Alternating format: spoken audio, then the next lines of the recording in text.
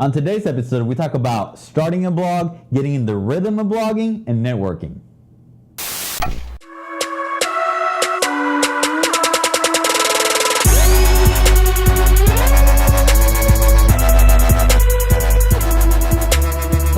Welcome to episode 76 of Tip for Tip, where you ask your marketing question in exchange for a tip in your industry.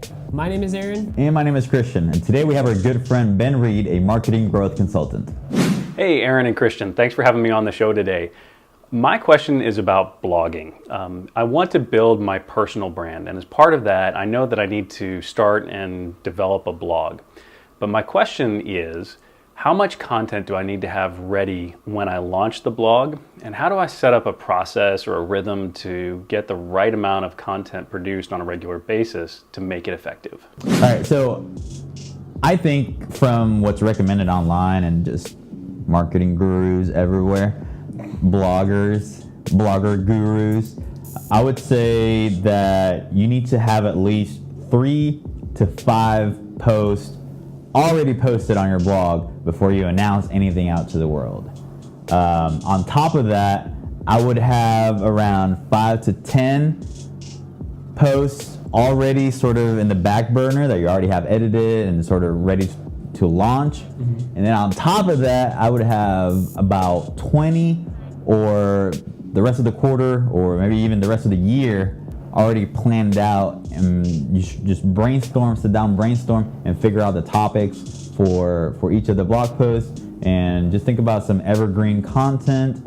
And I know things change, so things happen all the time, so if there's something current event going on and you want to talk about it in a blog post, then you can still talk about it and just sort of move everything down or replace that with the blog post that you already had previously. Right, so that's pretty much what I was gonna say as well. I think it's like I use the 4X term. So if you're gonna blog once a month, then have 4 blog posts for the next 4 months, or a blog post for the next 4 months, kind of like what Christian's saying. But if you blog every week, you need to have like 16 blog posts, because there's a lot more chances for you to miss that. But you do get rid of that problem, or you alleviate that, which is something that we've been trying to do, which is to figure out what our topics are for the rest of the year. And then you can kind of, if you think about it, oh, this was a great article I found, go and just put it in your notes for the blog, and you can use that later, and it'll help build the blog and make it run a lot faster. Yeah, and I know you talked about a little bit of rhythm, so figuring out and brainstorming all your topics ahead of time will help with your creative juices, because you know ahead of time what you have to write about, so you'll be thinking about those things. Right. All right, let's hear your tip for us. My tip today is on business networking. A lot of us attend different networking functions as part of doing business, but a lot of times we'll walk into it thinking about how we can generate sales. I'd recommend walking in instead thinking about how you can help other people. It helps you to build genuine relationships, and you'll get more out of it in the long term. The other thing is to not just think about sales from your networking efforts, but also look for building new business partnerships.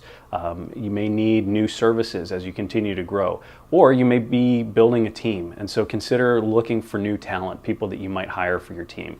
If you're going to be building out sales, look for salespeople, for example.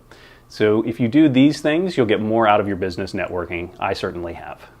And I honestly think that this would be a great at the very beginning of the show. I hope that a lot of people watch this at the end. The reason why I say the beginning is because I'm an admin of a Facebook group, and you would be surprised at how many people just want to sell their services in a networking group, and it's just they don't know any different. So I'm hoping people are watching all the way to the end of this so they can get some value out of really learning how to grow their business in a better, more sustainable way. So that's a great tip. That was pretty good. I would say that when we first started networking, we would actually both go out and network. I think I experienced that a lot, where people would ask me like, "Oh, what do you need? Let me help you." And I was like, "I don't know. That's kind of weird." Right. I'm just looking for sales or for clients. Right. But it was always like, "No, let me help you." So that was kind of weird, but it's definitely beneficial for a business to go out and do it that way.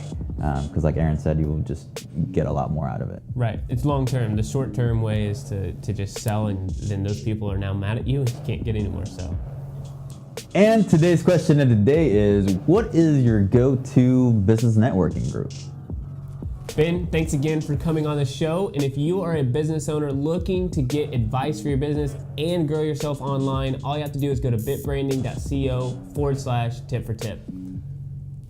See you guys next week. Bye.